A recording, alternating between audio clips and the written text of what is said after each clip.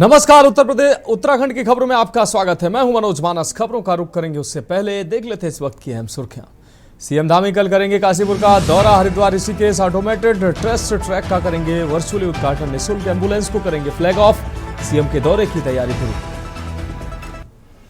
देहरादून में कांग्रेस ने बीजेपी पर साधा निशाना। कांग्रेस नेताओं ने प्रेस कॉन्फ्रेंस कर नेशनल हेराल्ड केस में बीजेपी पर कसे तंज। उदित राज बोले बीजेपी लगा रही है कांग्रेस पर झूठे आरोप। चारधाम यात्रा को लेकर आपदा प्रबंधन प्राधिकरण ने की बैठक। दर्शन यात्रियों की सुरक्षा और मूलभूत सुविधाओं पर हुआ मंथन। 24 अप्रैल को 7 जिलों में होगी आपदा से निपटने की मॉक ड्रिल। जोधपुर के इंदिरा चौक स्थित अवैध मजार पर चला बुलडोजर। नेशनल हाईवे के चौड़ीकरण में बाधा बनी। अवैध मजार को हटाया। 14 देशों की यात्रा पर निकला रेवाड़ी का महेश। पहुंचा रामनगर। साइकिल से तय करेगा 15,000 किलोमीटर की यात्रा। मानसिक स्वास्थ्य के प्रति जागरूकता फैलाने की यात्रा का मकसद। और वन जीवों का अवैध शिकार करने वाले 2 शिकारी गिरफ्तार। हरिद्वार में वन विभाग की टीम ने पकड़ा। आरोपियों से बंदूक, चाकू और शिकार में इस्तेमाल होने वाला सामान बरामद। आप देख रहे हैं के न्यूज, खबरों का सारथी।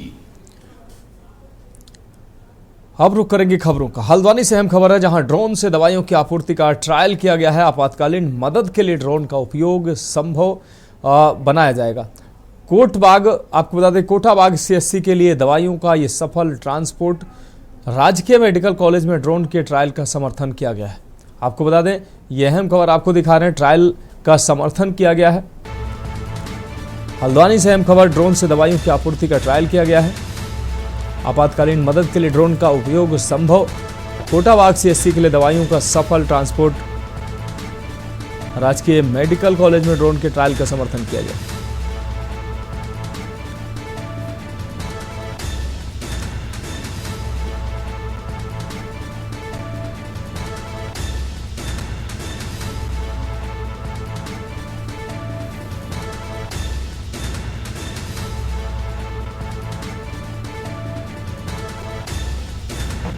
ट्रेन है वो है जहाँ इनएक्सेसिबल एरियाज हैं, वहाँ कुछ ही पहुँचवानी है, लानी है, वो हो सकता है। मान लीजिए ब्लड है, मतलब किसी पेशेंट के साइट पर उसे ब्लड का रिक्वायरमेंट है, ब्लड देना है, तो उसका वहाँ ब्लड हो सकता है। फिर अभी विवाद में है कई जगह, पूरे ऑल ओवर इंडिया कई स्टेट्स में चल रहा है जहाँ टफ ट्रेन है। एम्स ऋषिकेश बहुत अच्छा काम कर रहा है।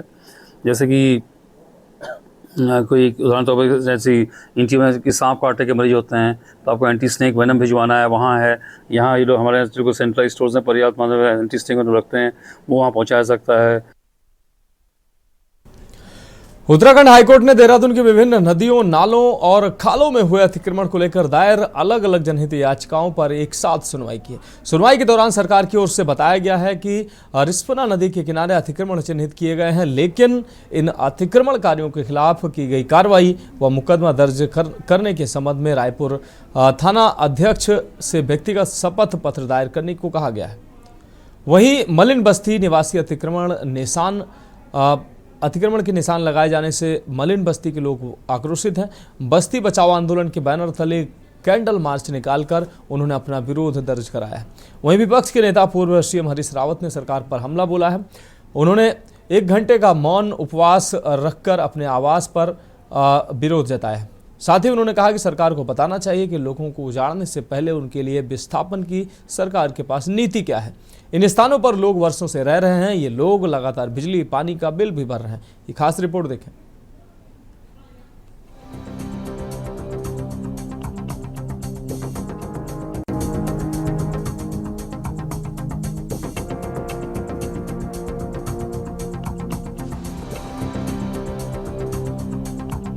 आपको बता दें कि उत्तराखंड की राजधानी देहरादून में ही 100 एकड़, विकासनगर में 140 एकड़, ऋषिकेश में 15, डोईवाला में 15 एकड़ करीब नदियों की भूमि पर अतिक्रमण किया गया है। देहरादून प्रशासन, नगर निगम और MDDA अब 2016 के बाद हुए अतिक्रमण को हटाने के लिए अवैध कब्जेदारों को नोटिस देकर कब्जा हटाने की कार्रवाई कर रहा है, जबकि 2016 के बाद से 534 से ज्यादा अतिक्रमण प्रशासन के द्वारा चिन्हित किए गए हैं। 2016 से पहले के अतिक्रमण की बात इसलिए नहीं की जा रही क्योंकि तत्कालीन कांग्रेस सरकार ने रिस्पना और बंदाल बरसाती नदियों किनारे हुए अतिक्रमण को मलिन बस्तियों का रूप देते हुए इन्हें नियमित किए जाने का फैसला किया है। देहरादून के बीच बहने वाली ये बंदाल और रिस्पना नदियां अब नाले में तब्दील हो चुकी हैं। इनके किनारे बस्तियां राजनेताओं की राजनीति का अखाड़ा बन चुकी है। वोट बैंक की राजनीति ने यहाँ बाहरी लोगों को बसने दिया, जो कि अब देहरादून की सबसे बड़ी समस्या का रूप ले चुकी है। है। एनजीटी का मानना है कि अवैध अतिक्रमण नदी के फ्लड जोन में है और एक दिन कोई बड़ा जानमाल का नुकसान हो सकता है। नदी विशेषज्ञ भी मानते हैं कि नदियां 30-35 साल में अपने पुराने मार्ग पर जरूर लौट कर आती हैं, इसलिए बिंदाल और रिस्पना में भी हमेशा खतरा बना रहेगा। पूर्व मुख्यमंत्री त्रिवेंद्र सिंह रावत ने अपने ड्रीम प्रोजेक्ट में रिस्पना रिवर फ्रंट को बनाए जाने को रखा था, लेकिन उनकी सरकार के जाते ही योजना भी ठंडे बस्ते में चली गई। इस अतिक्रमण को बचाने या संरक्षण के लिए राजनीति भी शुरू हो चुकी है। स्थानीय पार्षद, विधायक, मंत्री, विपक्षी दल के नेताओं को इसमें अपना वोट बैंक दिखता है, लिहाजा वो प्रशासन को अतिक्रमण हटाओ कार्यवाही को रोकने के लिए अपने प्रभाव का इस्तेमाल भी करते हैं।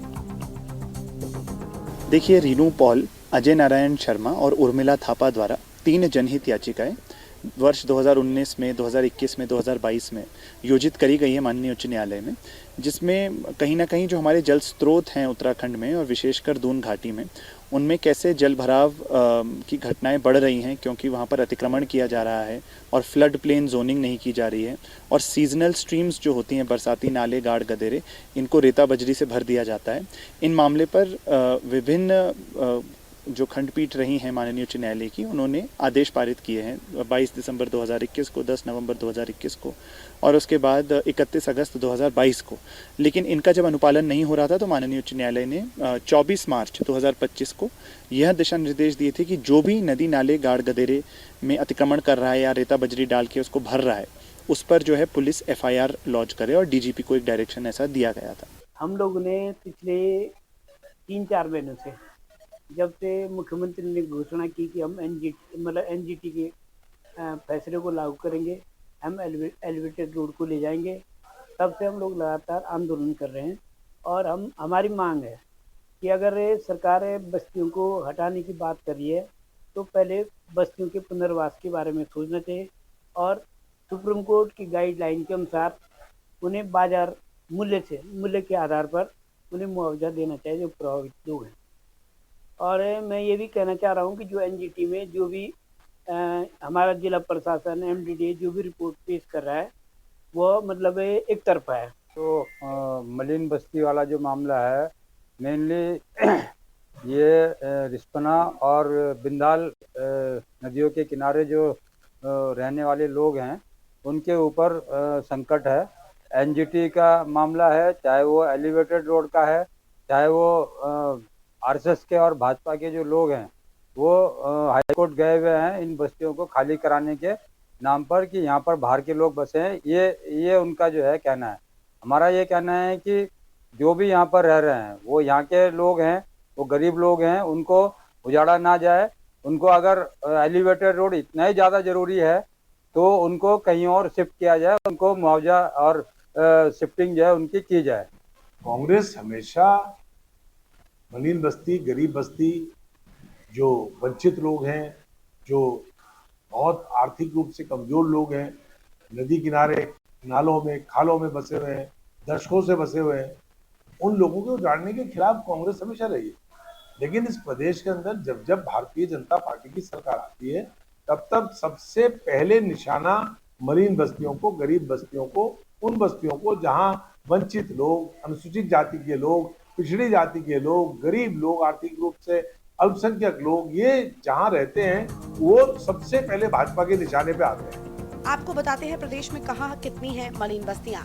देहरादून 162, हरिद्वार 122, तैताल 55, उधम सिंह नगर 121, पौड़ी 21, चमोली 21, टिहरी 13, उत्तरकाशी 20, चंपावत 10, पिथौरागढ़ 21, अल्मोड़ा 9, बागेश्वर 7। बता दें कि उत्तराखंड की अस्थायी राजधानी देहरादून बनने के बाद से ही हजारों लोग यहां आकर बसते चले गए। 2016 में हरीश रावत सरकार ने स्थानीय विधायकों, पार्षदों के कहने पर इन मलिन बस्तियों को नियमित करने का जियो जारी कर दिया, जिसके बाद से ये अवैध कब्जे की जमीन 100 के स्टाम्प पेपर पर बिकने लगी है। 2017 में जब बीजेपी सरकार आई तो हाईकोर्ट में दायर एक जनहित याचिका पर आदेश के बाद इन बस्तियों के नियमितीकरण की प्रक्रिया पर रोक लगानी पड़ी।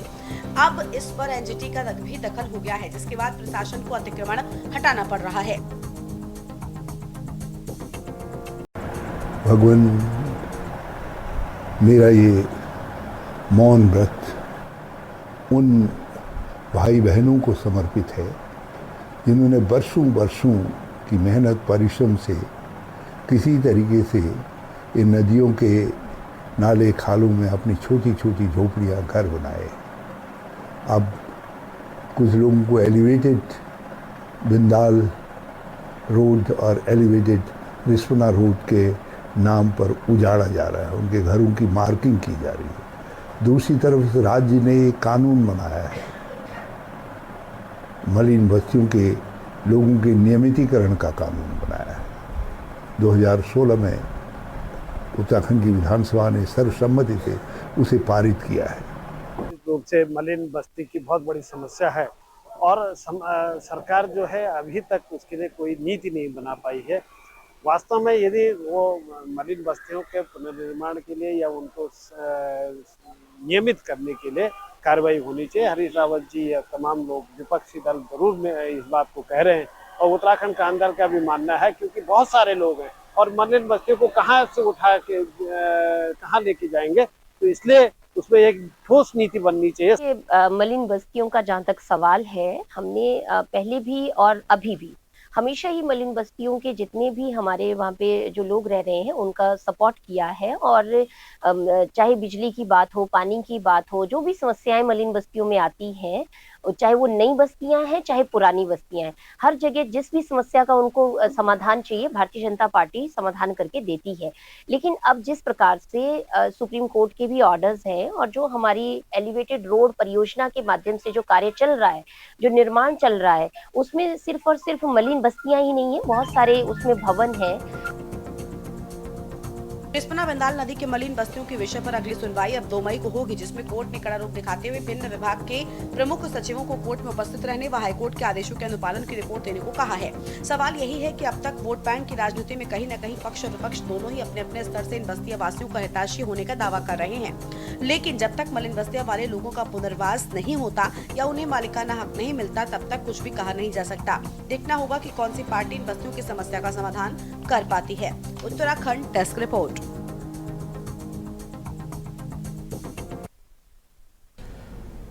बढ़ेगी अगली खबर की ओर। खबर देहरादून से है, जहां आज अखिल भारतीय कांग्रेस कमेटी के प्रवक्ता उदित राज ने देहरादून स्थित प्रदेश कार्यालय में प्रेस वार्ता आयोजित की। इस दौरान प्रदेश अध्यक्ष करण महारा, नेता प्रतिपक्ष यशपाल आर्य, अन्य कांग्रेस नेताओं ने उनका स्वागत किया। उदित राज ने नेशनल हेराल्ड केस को लेकर भाजपा पर गंभीर आरोप लगाए। उन्होंने कहा कि भाजपा कांग्रेस पर झूठा आरोप लगा रही है। उनका दावा है कि नेशनल हेराल्ड केस में कांग्रेस ने किसी प्रकार की मनी लॉन्ड्रिंग नहीं की है और तत्कालीन समय में कर्मचारियों के लिए लिया गया लोन समय रहते चुका दिया गया था। उदित राज ने भाजपा पर हमला करते हुए कहा कि जिस प्रकार भाजपा 2G और कोयलाजी घोटाले और मामलों में झूठ बोल रही है, ठीक वैसे ही इस केस में भी भाजपा कांग्रेस को फंसाने की कोशिश कर रही है।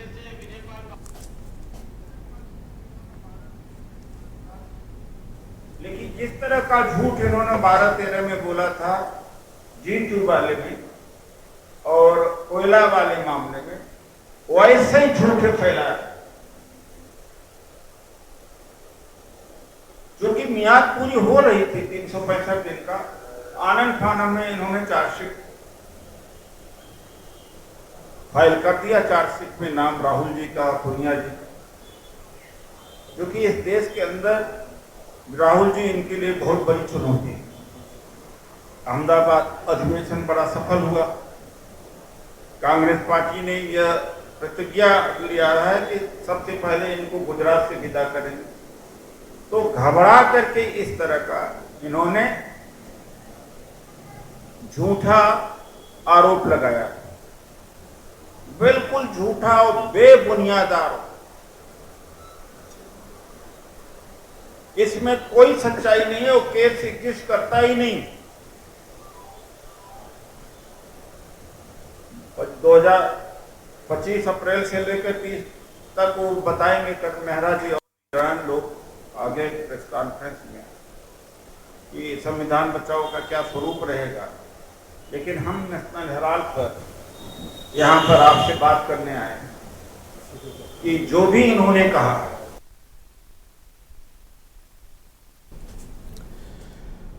अगली खबर देहरादून से, जहां चारधाम यात्रा को लेकर आपदा प्रबंधन प्राधिकरण की बड़ी बैठक आयोजित हुई है। 24 अप्रैल को उत्तराखंड के विभिन्न जिलों में आयोजित होने जा रही मॉक ड्रिल के बारे में विस्तृत चर्चा की गई। उस दौरान national disaster management authority of Uttarakhand, state disaster management authority के आला अधिकारी मौजूद रहे। एनडीएमए के सदस्य सैयद अता हसनैन ने बताया कि चारधाम यात्रा केंद्रीय गृह मंत्रालय के नजरिए से बेहद महत्वपूर्ण है। यात्रियों के दर्शन से लेकर सुरक्षा और उनको मूलभूत सुविधा प्रदान करने के लिए ये बैठक का आयोजन किया गया है। वहीं मॉक ड्रिल में 7 जिलों में 15 क्षेत्रों में विभिन्न यात्रा की विभिन्न चुनौतियां जैसे भूकंप, लैंडस्लाइड, अतिवृष्टि, बादल फटने जैसे आपदा से निपटने का प्रयास किया जाएगा। और जितने अधिकारी हैं सभी का बहुत बहुत स्वागत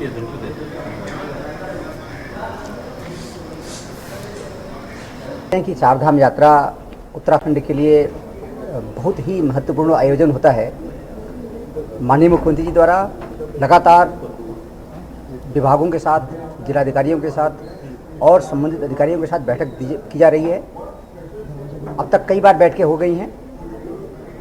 उसी के क्रम में एनडीएमए के सहयोग से आज यहाँ पर मॉक ड्रिल का आयोजन किया जा रहा है।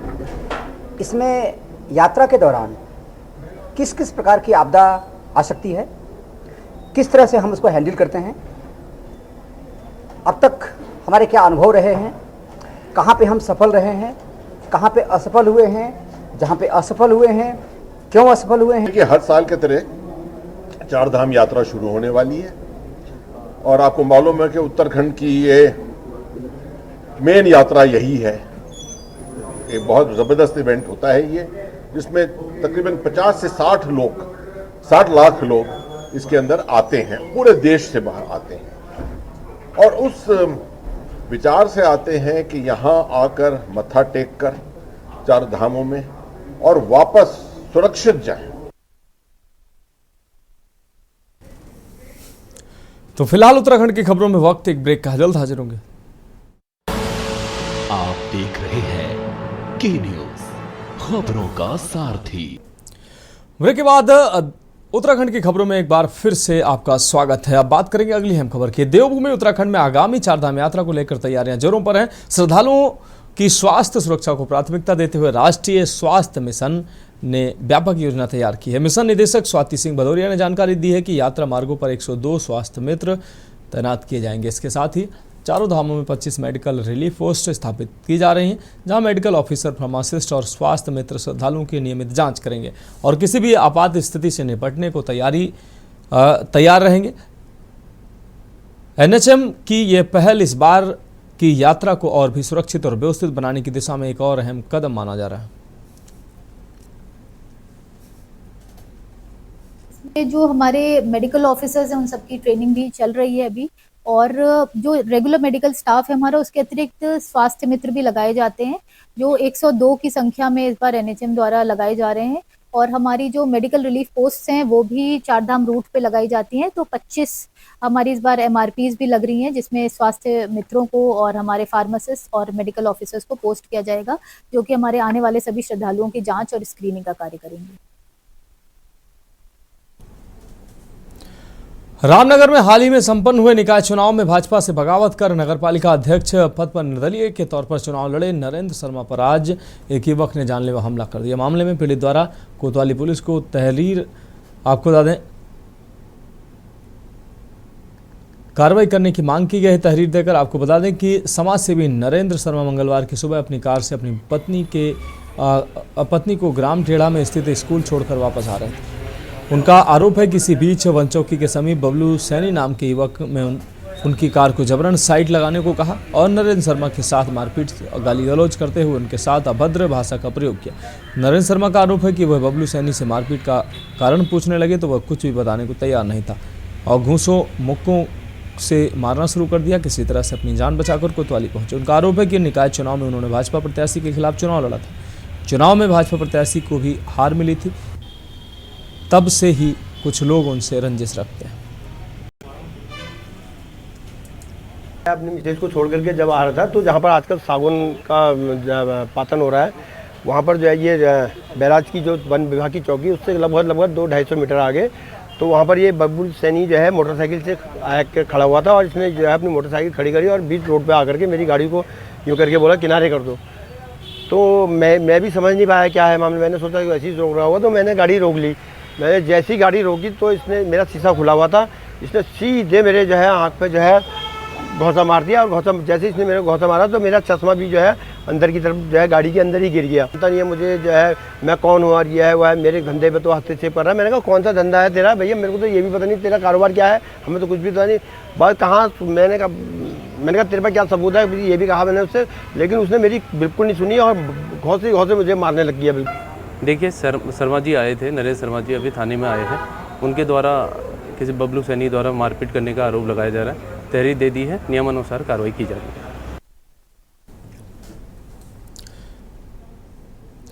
उत्तराखंड की धामी सरकार ने आज तड़के सुबह 4 बजे रुद्रपुर के इंदिरा चौक स्थित 100 साल पुरानी मासूम साहब मियाँ की मजार को तोड़ दिया। यह मजार वक्फ बोर्ड में रजिस्टर्ड थी और राष्ट्रीय हाईवे चौड़ीकरण के दायरे में आ रही थी। घटना को लेकर जिला प्रशासन और पुलिस प्रशासन ने भारी पुलिस बल के साथ कार्रवाई की। घटनास्थल पर सुरक्षा के कड़े इंतजाम किए गए। हालांकि अब तक किसी प्रकार के विरोध की सूचना नहीं मिली है। रुद्रपुर विधायक शिव अरोरा ने इस मुद्दे पर बयान दिया, जो चर्चा का विषय बना हुआ है।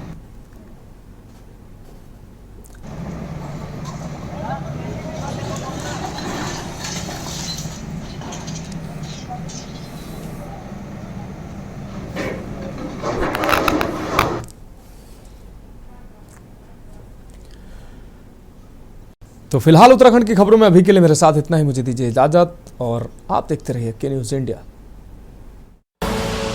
आप देख रहे हैं के न्यूज़, खबरों का सारथी।